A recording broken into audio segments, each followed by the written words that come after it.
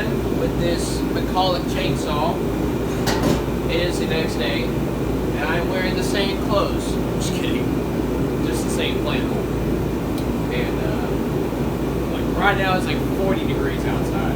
And we're getting back to work with this chainsaw.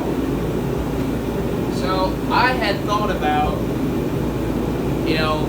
this filter, because it's going to have to be replaced. There's no saving it. So I was like, what are the odds that, they don't even make these anymore? So how am I going to replace it?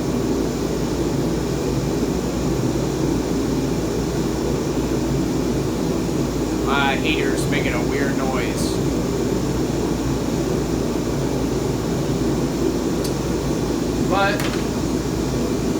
And then, as soon as I thought that, I had realized something.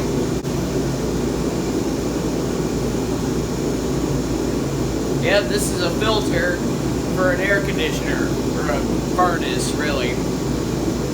So I save, every time we replace our filters, I save the old ones and I clean them and get them as clean as possible. This one's pretty clean.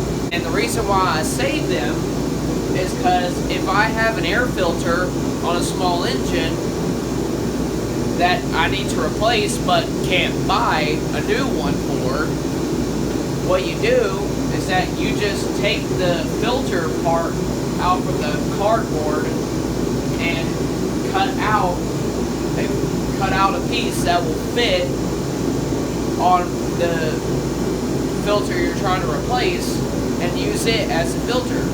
Now I've actually done that before with a push mower and it worked really well. So I think what I'll do is that I'll do the same thing, cut out a square that will fit over this filter. I'll probably do it on both sides and like staple it on or something. So I think that's what I'll do. It's a cheap, basically free way to replace your filters, and it works. And if you want better performance with the filter, maybe lightly coat it with some kind of oil. That way it'll catch any dirt or debris that tries to get through. So obviously we need to work on the carburetor, because what are the chances that it's dirty? And since this chainsaw's for the 60s, it definitely uses points and condenser. So that will probably be something we have to work on as well. And hopefully we can just get away with cleaning them. And maybe have to replace the spark plug, but when I cleaned it, it looked pretty clean. So, yeah, points, carburetor, filter, and hopefully it'll work. Hopefully.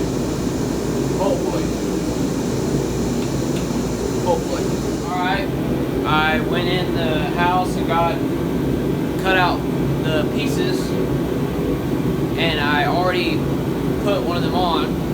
So turns out this mesh right here, the screen, it goes like all the way through to the edge. It goes all the way to the edge. So when I tried to staple it on, the staples couldn't get through because they were hitting that mesh. So I just hot glued it instead. So, and I made sure that, it was all like closed in, sealed.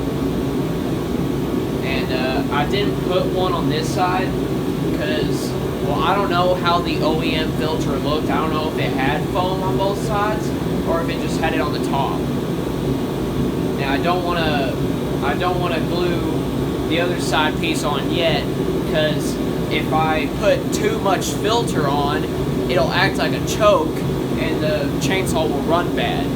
So if I put this on and the chainsaw runs good, then I'll put that other piece on and see if it changes it, and if it stays good, then I'll keep it. Alright, so now we gotta start figuring out how to unmount the carburetor. Carburetor.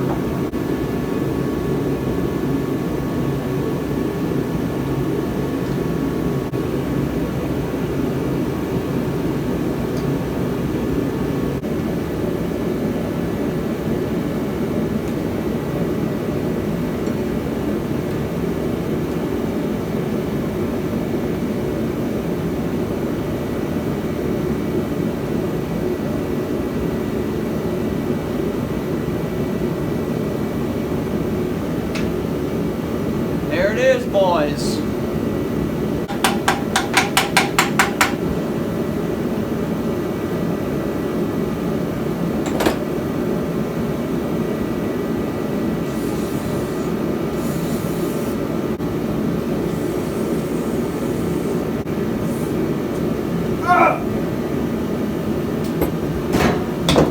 God!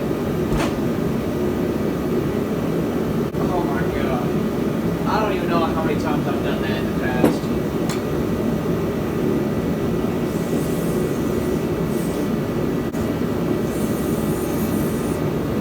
I did it again!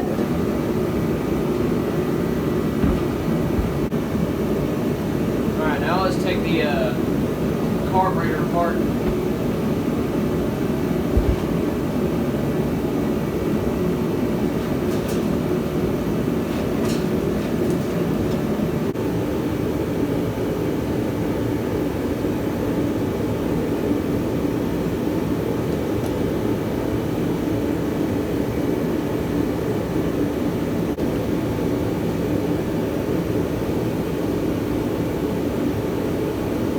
Diaphragm actually ain't bad.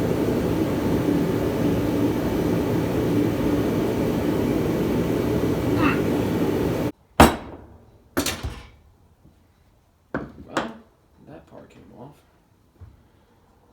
Okay.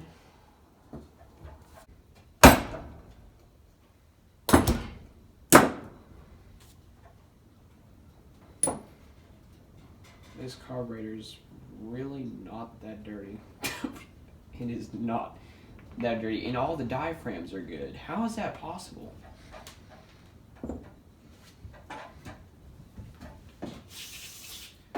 Still gonna do like a quick rinse of everything. Just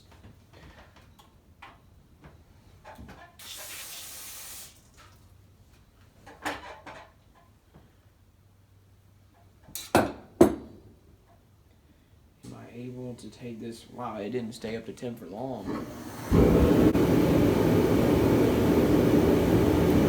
Would you look at that? Now, this diaphragm is like, it's good. Like, it's fully flexible, still soft.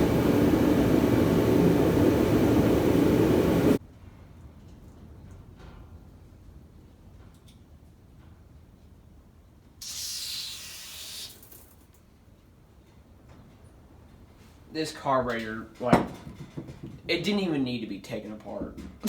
It literally didn't even need to be taken apart. It is completely clean. That's wild.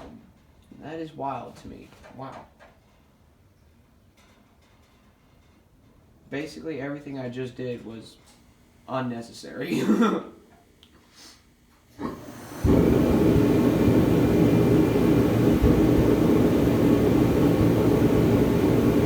So I guess just put it back together.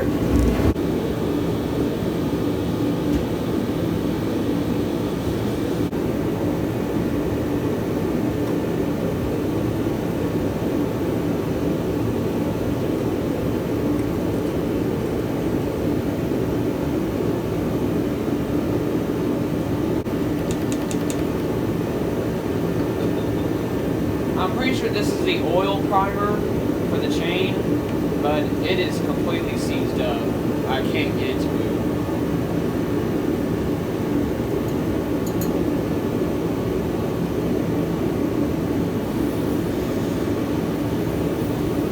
I'm going to put the recoil back on, and I'm going to see, I doubt it will, but I'm going to see if it'll have any kind of spark.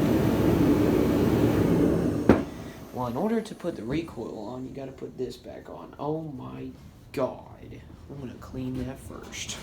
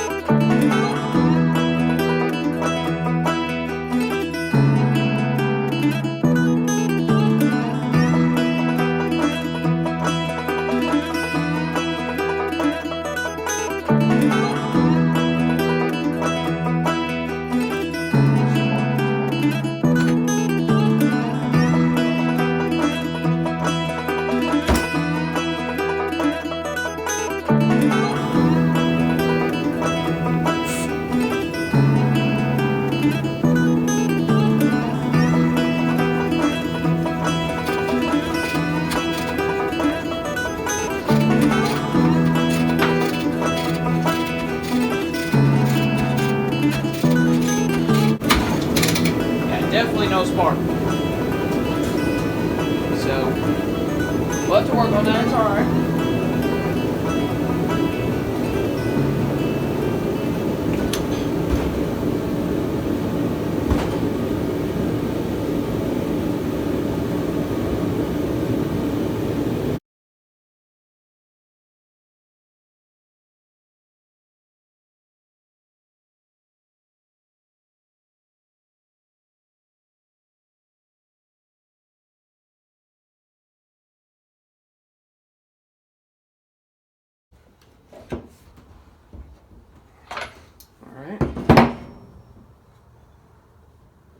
But something we can also do is see how much compression it has, which when I was turning it over by hand with the spark plug in there, it felt like it had compression, but we're going to see, how it feels, actually pulling the rope.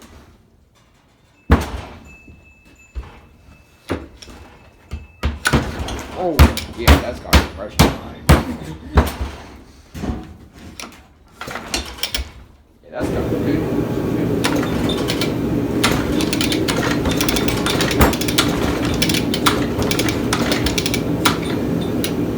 It's got really good compression. Yeah, that's a nice condenser right there. Nice, clean flywheel housing. Wonder what the points are gonna look like when I take that cover off. Yuck. Alright, I completely washed out with the actual hose and sprayer. I washed out the flywheel housing, so now it's all sparkly clean. I tried to wash the rest of it too. I did make sure to not try to get that filter wet and also get water in the exhaust ports on the other side, so I mainly only washed this side and the top. But now, and I washed the flywheel too because it was pretty dirty. Oh man, I should have washed this. Oh well. It's pretty clean as it is, so it's not that big of a deal.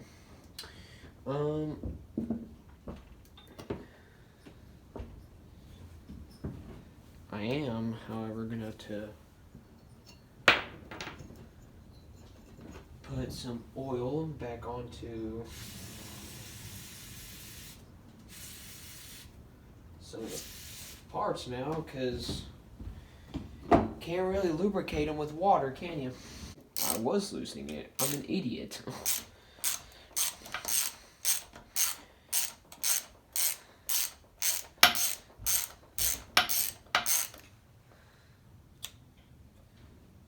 Look at these points.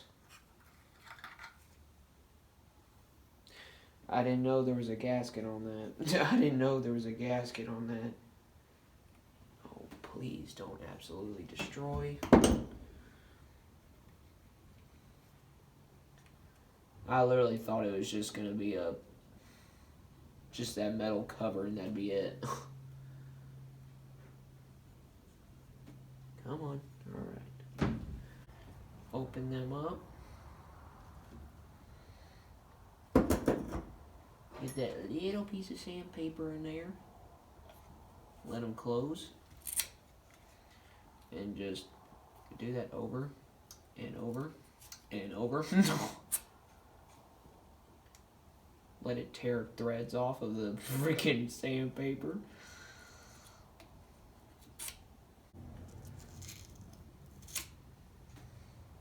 Crap.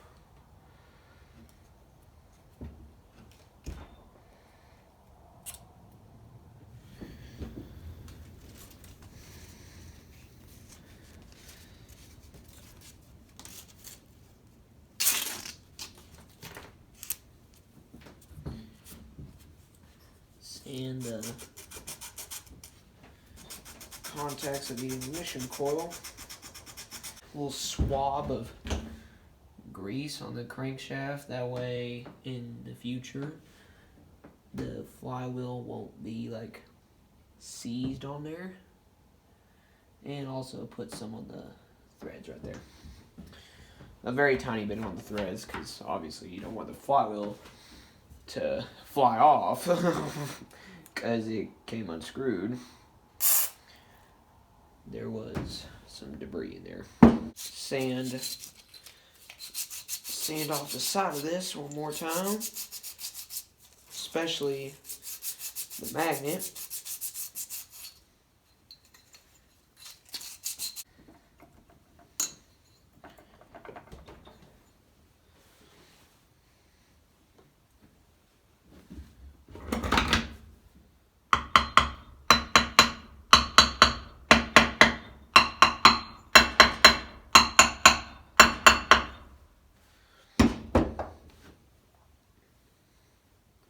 Oh yeah, I gotta get the washer.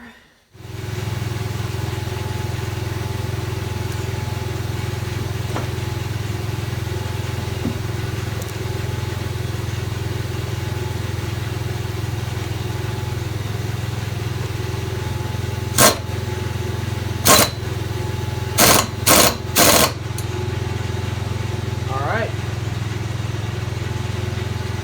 Did that even go to the bottom?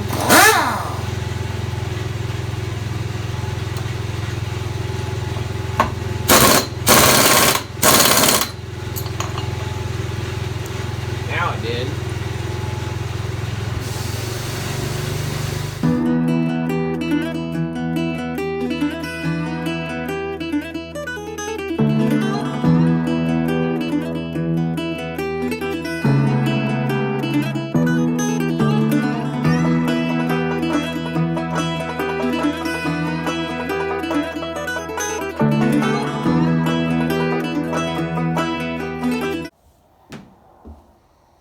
Well,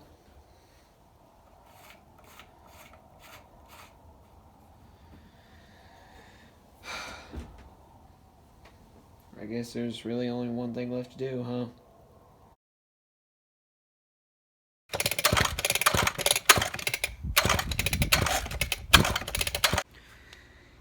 So, I tested the chainsaw and it's not running. I think the points are just bad, and I don't even think it would try to pop off sometimes, and sometimes it would almost run. It would go like,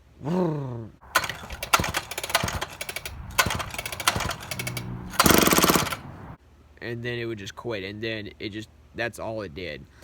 And eventually, all the freaking pulling broke apart the recoil again, and the hook came back out of the freaking rotor.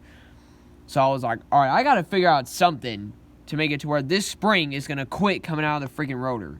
So here's what I did.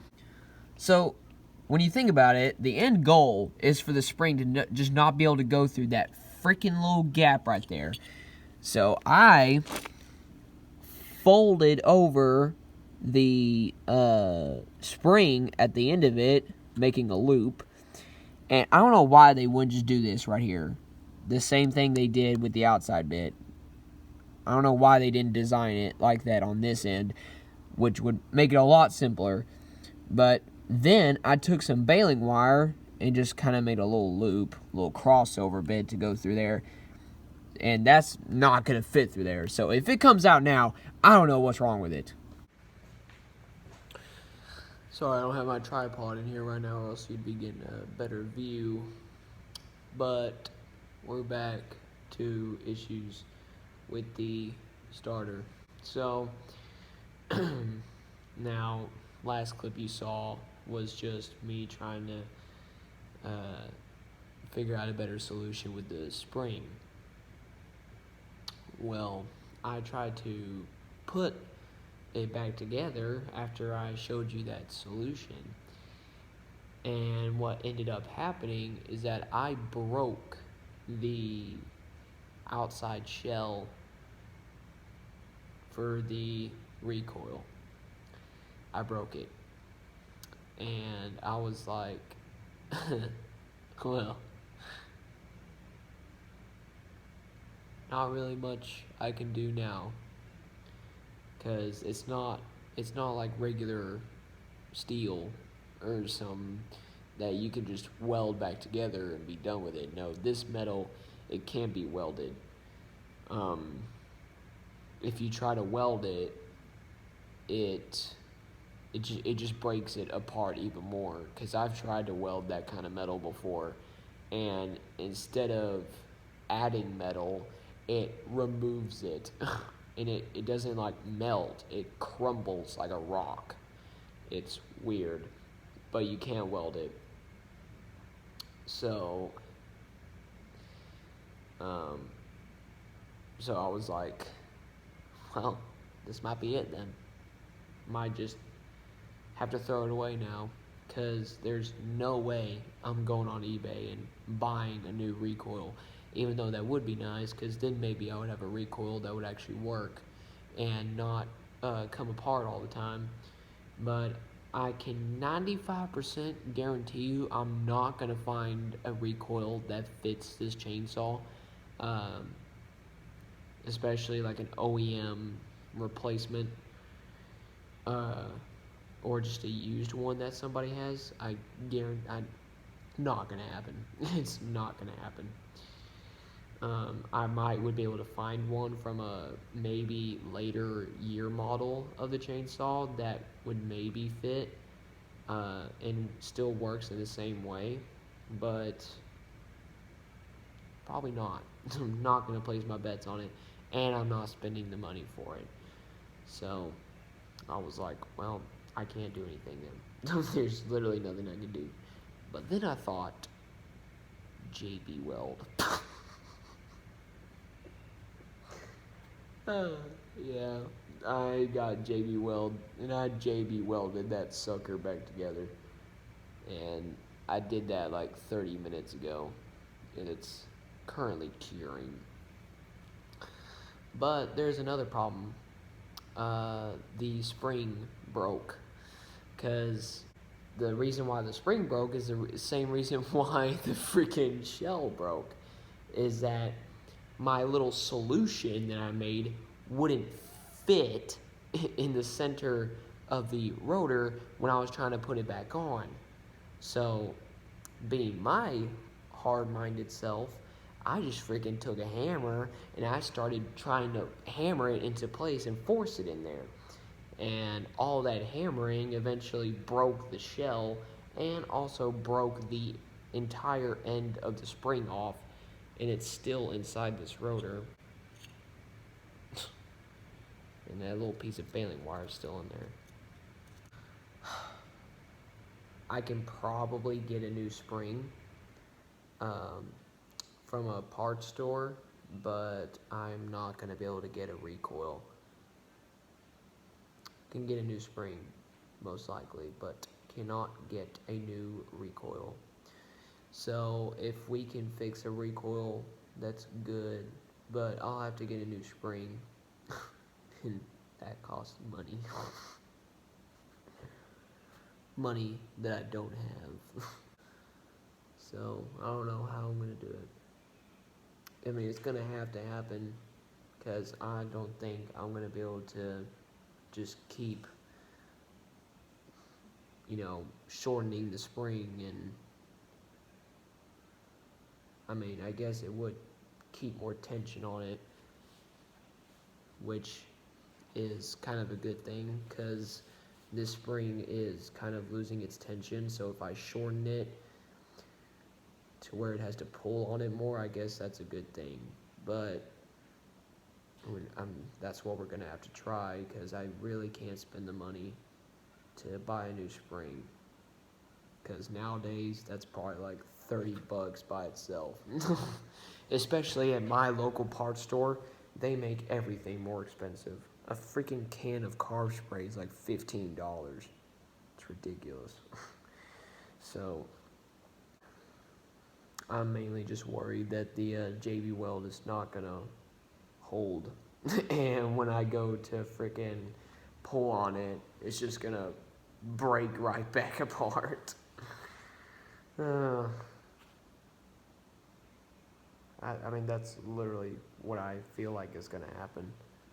Like, literally the first pull. And it's sad, because I almost had the thing running.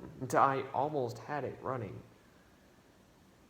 No, not really, no. No, not really, no. Yeah, I really do suspect that it's going to need a new set of points. That's probably like $50. At my parts store, $100.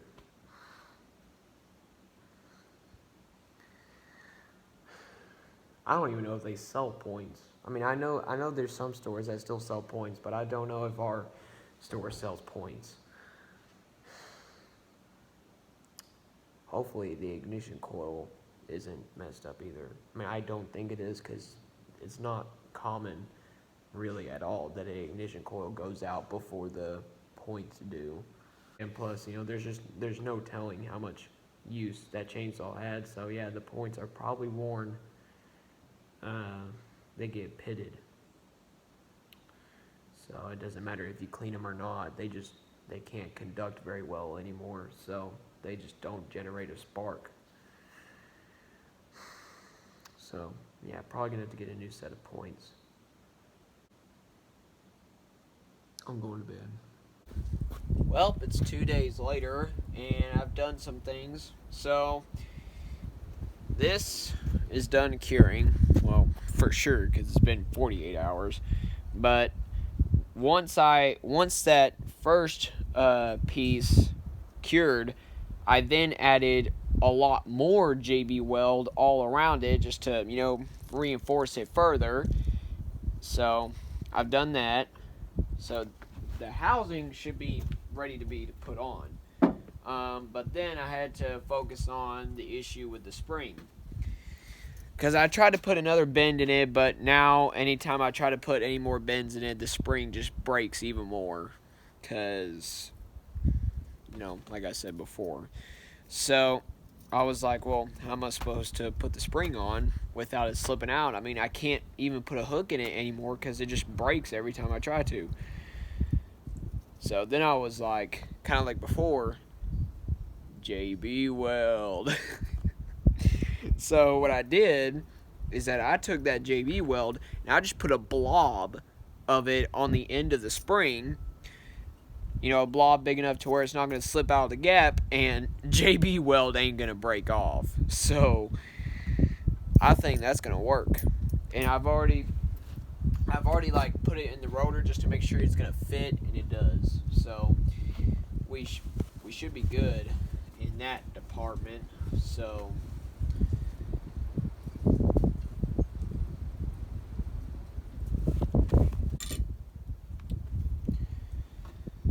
I need like 15 different rags over here just to be able to take off all the grease that gets on my hands. Good thing this video don't go on Facebook, because then there'd be all these old timers on there. These new kids too afraid to get grease on their hands. No, it ain't even that. It's the fact that when your fingers are covered in grease and you're working with parts that you have to have a good grip on. Well, it's kind of hard to get a good grip when your fingers are covered in grease and everything keeps slipping out of your hands and you can't get your work done. So yeah, no, I don't want grease on my hands. Not really preferable, ain't it? gonna have to get some sandpaper and sand down the JB weld a little bit, because otherwise it won't fit in that rotor when it goes over the housing. So I'll have to kind of shave it down a little bit. Well, of course, because nothing ever goes my way.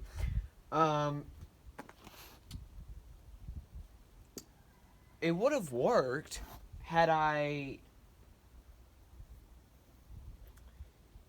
It didn't work because the thickness of the housing that the shaft runs through is too wide. It's too thick. So that little blob of JB weld, by the time you get it shaved down to where it's thin enough to fit in the gap between this housing and the housing on the shell, well, it would just be able to slip right through that gap anyway. And I got it shaved down enough to where I could just barely get it on there, but me just barely getting it on there required a little bit of hammering with a rubber mallet that I bought so the housing wouldn't break again, or the shell. But it broke the JB weld. So I was like, you know what? I am so tired of messing with this spring. You know what I'm going to do? I'm going to JB weld the spring to the rotor. What are you going to do then, huh? What are you going to do then? Huh? How are you going to detach now? You are JB welded to the rotor. What are you going to do now? What are you going to do? What are you going to do? What are you going to do? So, I'll be back in a few hours. Yeah, no. I was just editing this video, and it's 33 minutes long. So, I won't be back in a few hours. I will be back with another part. Oh, will we get it running? I don't know. Hopefully. Hopefully we'll get it running. Find out in the next unknown amount of parts that there might be to this project. So, I'll see you next time.